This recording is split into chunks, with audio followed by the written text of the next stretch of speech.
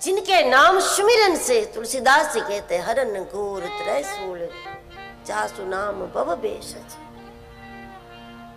वो परमात्मा, उनको सुखी होना, दुखी होना, रोना, ये सब करना पड़ा। और वन के समय भगवान को वहीं जाना पड़ा जहां संत विभूतियां भगवान की प्रतीक्षा करते हैं। इसके लिए प्रभु को वन में जाना पड़ा। वन में कभी अनुकूल फल मिले, कभी ना मिले।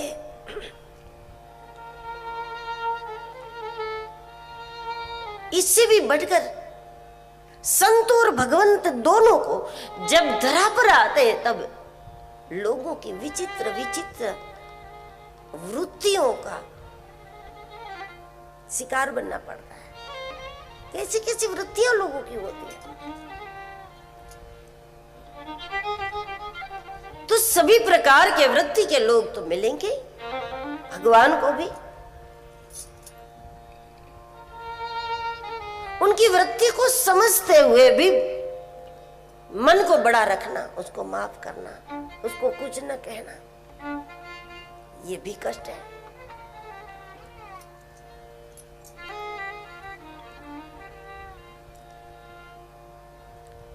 और जब भगवान निकले तो किसी मनुष्य के द्वारा भगवान को युद्ध करना पड़ा होता तब तो ठीक, लेकिन भगवान को जब युद्ध करने की नौबत आई तो फिर वनवासियों के द्वारा बंदर भालुओं को लेकर जाना पड़ा। इतना बड़ा युद्ध, देश का इतना बड़ा दुश्मन रावण, अब उसको मारना है। और भगवान के पास क्या था? केवल वनवासी थे, उनका संगठन करना पड़ा। अब उनके साथ रहना कितना मुश्किल है, बंदरों के साथ। घर में कोई हो एक आध बंदर जैसा तो भी कितना मुश्किल है। और राम जी के पास तो 18 महापद्मा,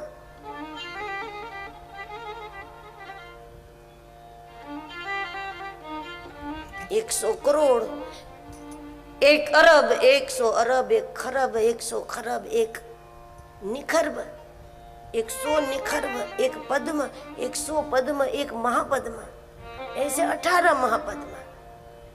अब सोचिए क्या हाल होगा भगवान का। घर में एक बंदर पना करे तो कितनी परेशानी होती है।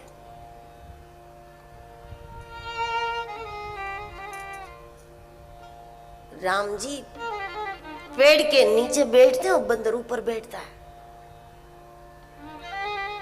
फिर भी भगवान ने इनके दोष पर दृष्टि नहीं की, भगवान ने इनके गुणों पर दृष्टि की कि देखो अपने आप खा लेते हैं, पेड़ों पर जाएंगे, कूदेंगे, पत्ते खा लेंगे, फल खा लेंगे। भगवान ने तो गुण पर दृष्टि की कि किसी इंसानों के द्वारा युद्ध करना पड़ा होता तो पता नहीं पहले तो कितना बड़ा ये भोजन की व्यवस्था साथ रखनी पड़ती। मनुष्य का सही नहीं होता, उसको बिछाना चाहिए, उसको ओढ़ने का चाहिए, उसको निवास चाहिए। और इतनी बड़ी सेना तो ये समझ लो भगवान को कम से कम 200-400 तो एम्बुलेंस रखनी पड़ती। आज ये बीमार हो गया, कल ये बीमार हो गया, परसों कोई तीसरा बीमार हो गया।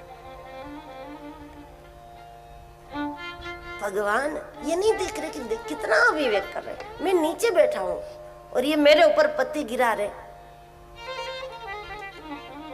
जब डाली पकड़कर बंदर झूलता है ना, उसको बहुत अच्छा लगता है, और डाली पकड़कर वो झूलेगा। राम जी नीचे बैठे हैं तो सारा कचरा तो नीचे ही है, लेकिन प्रभु ने ये नहीं देखा। भगवान ने गुण पर दृष्टि की, अपने आप खा लेते हैं, अपने आप अपने रहने की व्यवस्था कर लेते हैं। और कितने सात्विक है, देखो चावल नहीं खाते, आलू नहीं खाते, सब्जी नहीं, रोटी नहीं खाते, इसलिए बीमार भी नहीं होते। वनस्पति खाते हैं, हरे हरे पत्ते खा लेते, बीमार भी नहीं होते। मुझे इनके लिए कुछ नहीं करना पड़ता, यही मेरे लिए सब कर रहे हैं, बस मुझे इनके लिए कुछ नहीं करना पड़ता। लेकिन ऐसे में शांत तो रहना पड़ता है प्रभु को। कैसी कैसी मनोदशा के लोग होते हैं, कैसी कैसी नियत लेकर के आने वाले लोग भी होते हैं। उन सभी को सहना, और वो भी कमजोर तो सह भी ले, सर्वशक्तिमान सह रहा है। सबसे बड़ा कष्ट तो ये है। इतने कष्ट के बाद भगवान ने जब युद्ध किया तो युद्ध में देवताओं ने भगवान के लिए रथ भी तीसरे दिन भेजा। बिना रथ के 2 दिन भगवान को युद्ध करना पड़ा।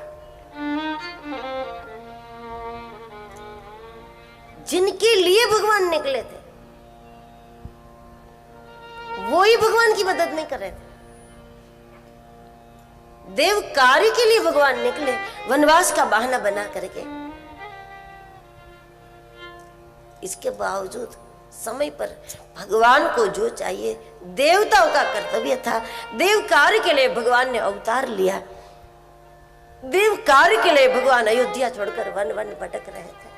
सीता जी के अपहरण का निमित्त बनाया, राक्षस विनाश के लिए इतना जब भगवान कर रहे हैं तो देवताओं का फर्ज नहीं था कि जिस समय जो चाहिए, बारिश की जरूरत हो तो वहां तुरंत बारिश कर दे। इंद्र देवता, जहां भगवान को अग्नि की जरूरत पड़े वहां तुरंत अग्नि देवता हाजिर हो जाए। जहां भगवान को फल की जरूरत हो, वहां ऋतु हो ना हो फिर भी वहां पर फल हो जाए, भगवान को त्वरित मिल जाए, क्योंकि भगवत उनके लिए भगवान निकले। लेकिन ये संसार ऐसा है कि जिनके कल्याण के लिए काम करते हो उसी के प्रहार को सहना पड़ता है। वही निंदा करेंगे, वही बुराई करेंगे, वही अवरोध करेंगे, वही ईर्ष्या करेंगे। जिनके लिए आपने कुछ नहीं किया और भविष्य में भी आपको जिनके लिए कुछ नहीं करना, वो तो ईर्ष्या भी नहीं कर रहे। जिनके लिए कर रहे हो वो ईर्ष्या कर रहे। आपको कोई बोल देना कि दिल्ली में एक सेठ है, उनके पास 50 गाड़ी थी, 51 में खरीदी, आपको कोई तकलीफ नहीं होगी, उसकी आपको कोई ईर्ष्या नहीं होगी। पड़ोसी के यहाँ गाड़ी आ गई तब तकलीफ होती है कि नहीं, वहां तो साइकिल ही रहनी चाहिए, जबकि वही तो काम आने वाली है। वो दिल्ली वाले की तो कभी काम आने वाली नहीं, काम आएगी तो यही आएगी। संसार का ये रूप है। जिनके लिए हम कुछ करते हैं हमें उसी के द्वारा प्रहार होता है। वही ईर्ष्या करेंगे, वही निंदा करेंगे।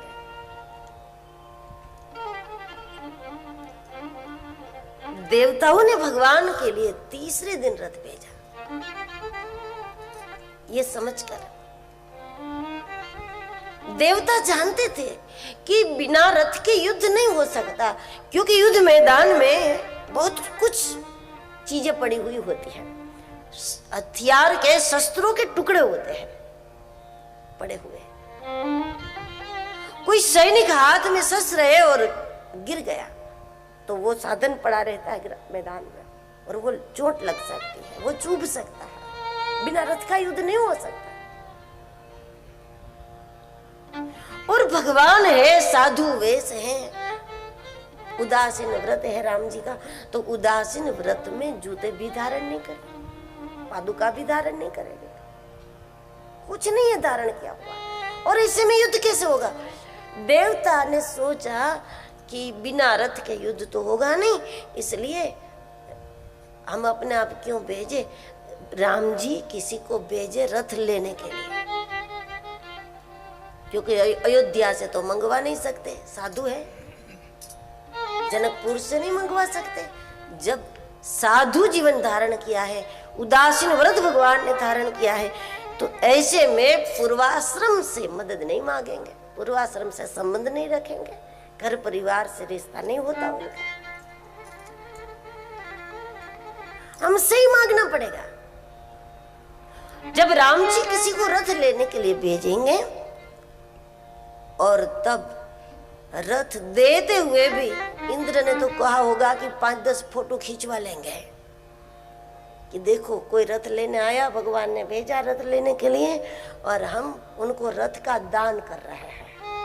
हम दान करते हुए 5-7 फोटो खिंचवा लेंगे, रथ के ऊपर अपनी तख्ती लगवा लेंगे कि ये रथ महाराज इंद्र की ओर से राम जी को युद्ध के लिए दिया जा रहा है,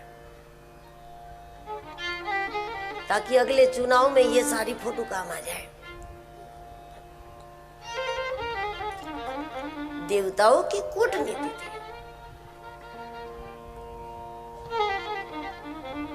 कोई आवे तब हम रथ देंगे, और बाद में हम हमेशा ये कहते रहेंगे कि राम ने ऐसे युद्ध नहीं जीता, हमारी मदद मांगी थी और हमने कहा था कोई बात नहीं, ले जाओ, कोई बात। हमने उदारता से कहा था कि ले जाओ, रथ चाहे तो रथ। और ये एल्बम देखो, जो मांगा हमने दिया। इसीलिए देवताओं ने रथ भेजा नहीं, लेकिन राम जी ने भी ठान ली थी कि हम मंगवाएंगे नहीं, फोटो खींचने का मौका ही नहीं देंगे हम तुमको, हम नहीं मंगवाएंगे। और जब 2 दिन युद्ध हुआ बिना रथ का, भगवान को तब भी बहुत कष्ट हुआ। कष्ट इस बात का नहीं कि युद्ध करने में भगवान को परेशानी है, कष्ट इस बात का है देवताओं की वृत्ति तो देखो, इसकी नियत तो देखो। दुख की बात तो ये है राम जी के लिए, जिनके लिए मैं निकला। 2 दिन बिना रथ के भगवान ने युद्ध किया, और उस युद्ध को देख करके इंद्र समझ गया कि बिना रथ के भी राम युद्ध जीत सकते हैं। समझ गया कि जुड़ जाने में भलाई है, राम जी तो युद्ध जीतेंगे।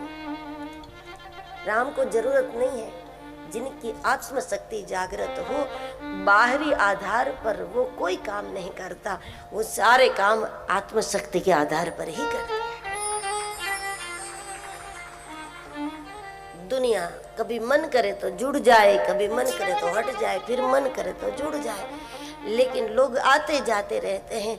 गतिशील तो गति में ही होता है, उनकी गति तो निरंतर होती है। जब हम लोग जुड़े थे तब भी गति में थे, हम हट गए तब भी गति में थे, और हम फिर से चले गए तब भी वो गति में, क्योंकि गति है उनका स्वभाव, जो आत्मशक्ति से करता है। 2 दिन का युद्ध देखा, इंद्र समझ गए बिना रथ के भी राम युद्ध जीतेंगे, और परिणाम ये होगा कि इस दुनिया में हमारी निंदा होगी। सारे देवता, अन्य देवता और पृथ्वीवासी सारे मनुष्य देवता से नफरत करेंगे कि जिस देवता के लिए राम जी ने इतना बड़ा त्याग किया, सीता जी के अपहरण का नाटक बनाया, उदासीन व्रत था प्रभु का, अयोध्या जनकपुर की मदद नहीं ले सकते थे, वनवासियों का संगठन करके प्रभु ने युद्ध किया। कितना कष्ट प्रभु सह रहे, लेकिन रथ जैसी एक मामूली चीज देवताओं ने नहीं भेजी, और फिर भी भगवान युद्ध जीत गए। ये समझकर निंदा से बचने के लिए देवताओं ने चुपचाप रथ भेज दिया, बिना मंगवाए भेज दिया, ताकि बाद में ये तो कहे कि हम भी जुड़े थे। जब राम जी ने युद्ध किया तब हमने भी थोड़ा सहयोग किया था, हम भी सहभागी तो बने थे, कम से कम ये तो कह सके। इसलिए देवताओं ने रथ भेजा, तीसरे दिन रथ भेजा। तो कितना संकट प्रभु को सहना पड़ा। तब भगवान ने भक्तों के दुख को मिटाया, सुख पहुंचाया। राम जी को दुख सहने के बाद संतों का ये काम राम कर सकते हैं, लेकिन राम जी के नाम में वो सामर्थ्य है कि कोई कहीं पर भी बैठा हुआ अगर नाम का आश्रय कर लेता है तो नाम तो आसानी से उनके सारे दुखों को मिटा देता है।